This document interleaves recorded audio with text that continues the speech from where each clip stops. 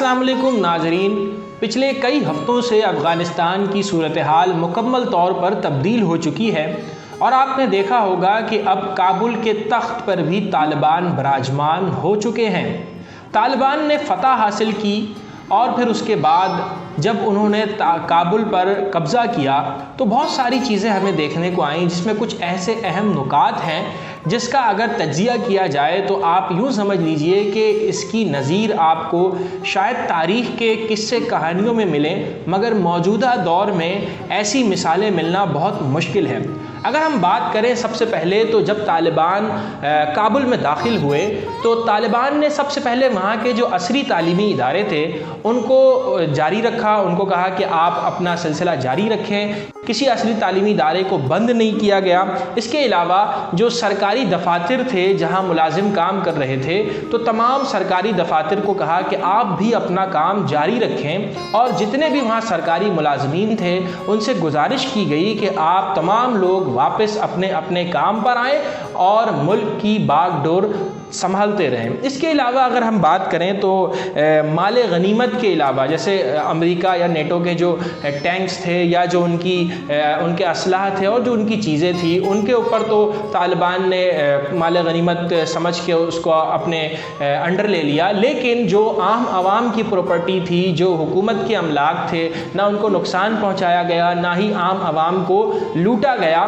लेकिन उमूमन ये होता है कि जब भी कोई लश्कर कहीं फतह हासिल करता है तो वहाँ के आम आवाम को लूट लिया जाता है, उनकी अमलाक को नुकसान पहुँचाया जाता है, बैंक लूट लिए जाते हैं। इसके अलावा जो मार्केट्स हैं, मॉल हैं, उनको भी लूट लिया जाता है। लेकिन तालिबान ने वहाँ पे किसी भी आम आवाम को नुकसान नहीं पहुँचाया, ना ही उनके माल लूटे। इसके अलावा अगर हम बात करें मजहबी तौर पर तो जो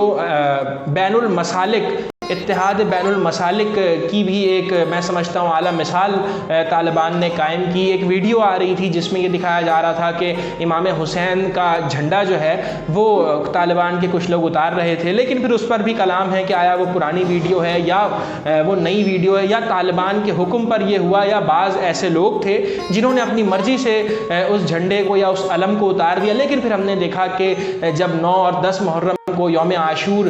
की मजलिसें हुई तो तालिबान उसमें भी गए और वहाँ जाके उन्होंने अहले तशी भाइयों को भी कहा कि आपको किसी किस्म का कोई ख़तरा नहीं है, हुकूमत आपके साथ है, हम आपके साथ हैं, उनको सिक्योरिटी प्रोवाइड की गई। इसके अलावा जो दीगर मसाले के जैसे बरेलवी मसलक के लोगों को भी जो है वो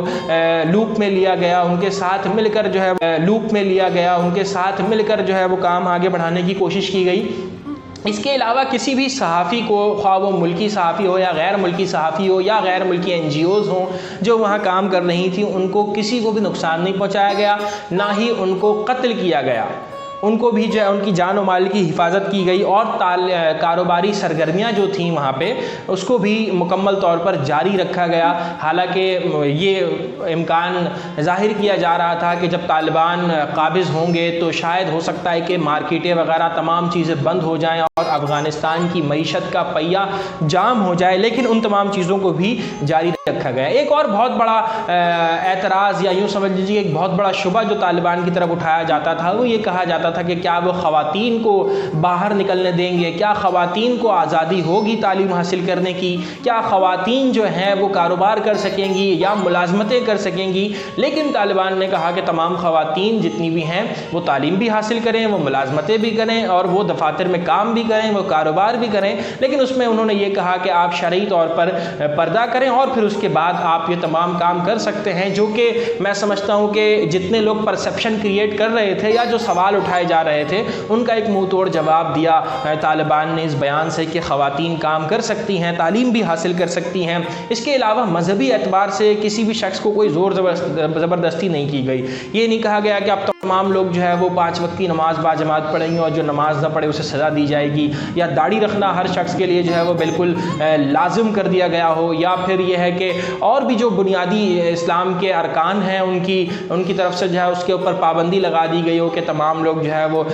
لازمی طور پر یہ کام کریں گے، ایسا بالکل بھی وہاں پہ نہیں کیا گیا۔ لیکن عموماً لوگ یہ کہہ رہے تھے جب طالبان آئیں گے تو وہاں پہ کلین شیو والے لوگوں کو شاید قتل کر دیا جائے گا یا پھر ان کے اوپر زمین تنگ کر دی جائے گی، لیکن ایسا بھی نہیں ہوا، اور نہ ہی کسی خاندان کے ساتھ، نہ لوگوں کے ساتھ، نہ خواتین کے ساتھ بدسلوکی کی گئی۔ بہت ہی اچھے ماحول میں وہاں بہت سارے BBC کے رپورٹرز بھی دکھا رہے تھے کہ لوگ پارکس میں بھی گھوم رہے ہیں، لوگ وہاں پہ عام طور پر سفر بھی کر رہے ہیں، ان کو کسی قسم کی کوئی رکاوٹ نہیں ہے۔ اور اس کے ساتھ ہی بعض ایسے لوگ تھے، آپ نے دیکھا کہ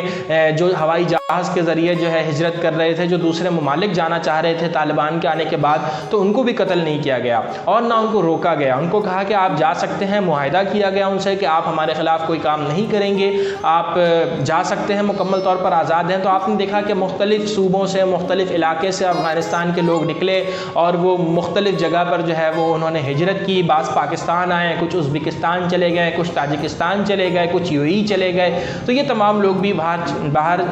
چلے گئے، پاکستان آئے، کچھ ازبکستان چلے گئے، کچھ تاجکستان چلے گئے، کچھ UAE چلے گئے۔ تو یہ تمام لوگ بھی باہر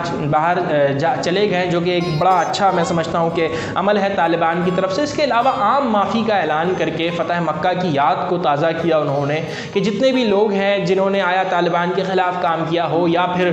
وہ ان کا ساتھ نہیں دے رہے ہو یا نیوٹرل رہے ہوں، جتنے بھی لوگ تھے سب کو عام معافی کا انہوں نے اعلان کیا۔ جس طرح سے حضور اکرم صلی اللہ علیہ وسلم نے جب فتح مکہ پہ جب وہ واپس آئے تو انہوں نے تمام لوگوں کے لیے عام معافی کا اعلان کیا تھا، بالکل اسی طرح سے طالبان نے بھی افغانستان میں رہنے والے تمام لوگوں کے لیے عام معافی کا اعلان کیا۔ اس کے علاوہ لوٹ مار ڈکیتی کی میں نے بات کر لی کہ کوئی اس طرح کا جو ہے واقعہ پیش نہیں آیا، اور بہت سارے ایسے لوگ تھے جیسے افغان فورسز تھی، جیسے بعض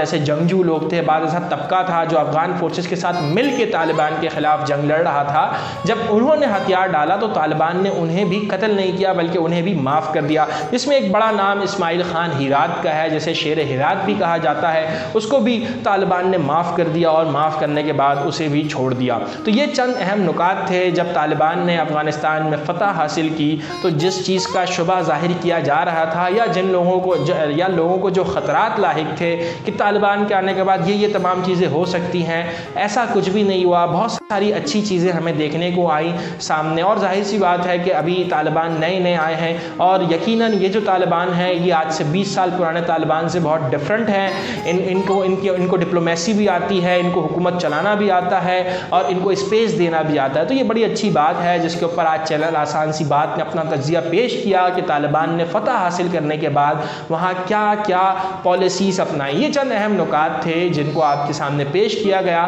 اب ہم اس بات پر گفتگو کریں گے اگلی ویڈیو میں کہ کیا طالبان اپنی حکومت کو آگے چلا سکتے ہیں یا انہیں مخلوط حکومت بنانی ہوگی، یا طالبان کو کیا کرنا چاہیے کہ افغانستان بہتری کے ساتھ آگے بڑھے۔ لہٰذا اگر آپ کو یہ ویڈیو پسند آئی تو ہمارے چینل کو سبسکرائب بھی ضرور کیجیے گا، اس ویڈیو کو لائک بھی ضرور کیجیے گا اور اپنے دوستوں کے ساتھ شیئر بھی ضرور کیجیے گا۔ اور آپ تمام لوگ بھی بولنے کے لیے آزاد ہیں۔ اگر آپ چاہتے ہیں کہ آپ اپنا کوئی تجزیہ پیش کریں یا آپ ہمارے بات سے اتفاق کرتے ہیں یا اتفاق نہیں کرتے تو آپ کمنٹ سیکشن میں اپنی رائے کا اظہار بھی کر سکتے ہیں۔ شکریہ۔